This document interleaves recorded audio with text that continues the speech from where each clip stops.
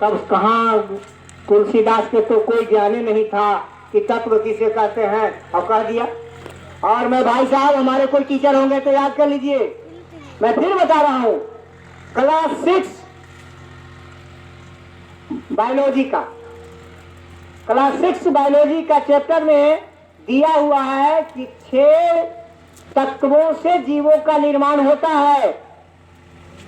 Class 6 biology में दिया हुआ है कि 6 तत्वों से जीवन का निर्माण होता है, जीव के बनते हैं।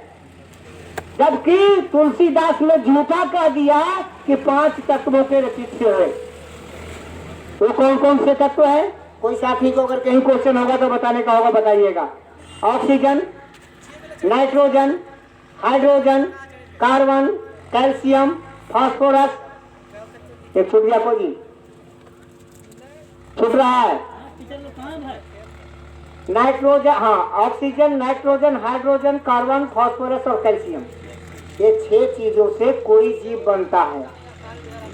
अगर आपको नहीं विश्वास है तो ये 6 चीज को जमा कर दीजिए, वो बन जाएगा, आपको जाने की जरूरत नहीं है।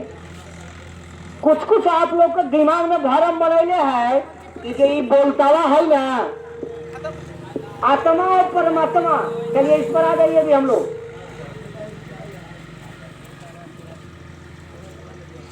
हमारे एक संत है बाबा रामदेव, एक छोटी सी पुस्तक लिखी है, मैं उनको पढ़ा। उन्होंने कहा कि मैं साइंटिफिक हूँ, मैं संत हूँ, साइंटिफिक संत हूँ, मैं तेल भांडा नहीं करता। मैंने क्या समझे?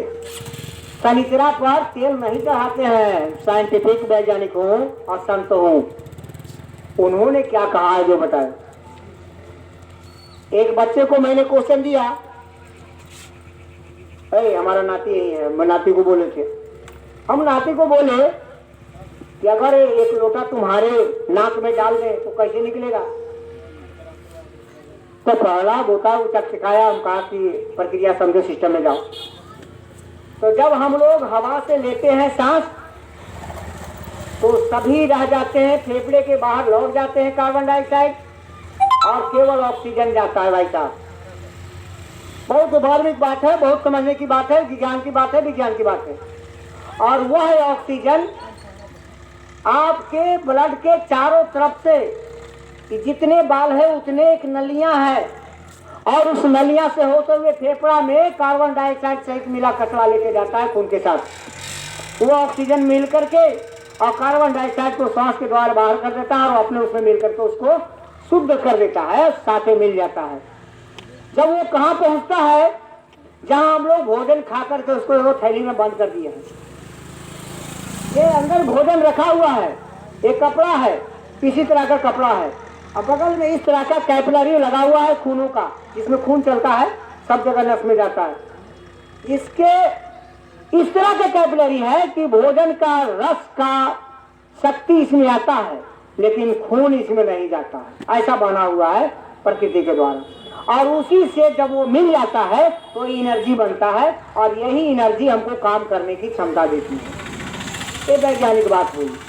तो मैं बताता हूँ कि सबसे पहले हमारे 7-8 पढ़ी हुई हमारे एक MP थे, चौधरी महाराज सिंह, जाट से यादव थे। अगर आपको ज्यादा खुश रहेगा इसलिए जाते कह दिए। और 8वां पढ़ल थे, ज्यादा पढ़ल नहीं थे, MP थे।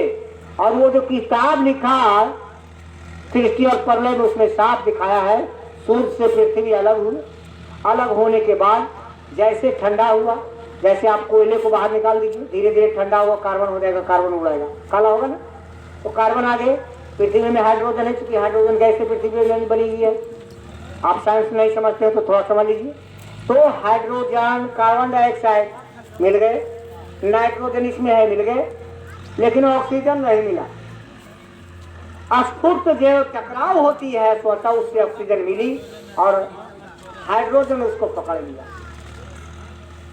नहीं सी कार्बन उसे पकड़ लिया, CO2 2 और O2 को पकड़ के एक कार्बन CO2 बनाया, और उसी तरह से फिर हाइड्रोजन बनाया। उससे जब जल में कार्बन डाइऑक्साइड, ऑक्सीजन और नाइट्रोजन, कार्बन कैल्शियम से हुआ, तब जीवों का निर्माण होता है। कोई अल्लाह ईश्वर जीव नहीं देता है, आत्मा परमात्मा नहीं होता। परमात्मा बहुत बड़े हवा है जो 16 किलोमीटर तक के है, यही परमात्मा है, और अंदर जो गया वो आत्मा है।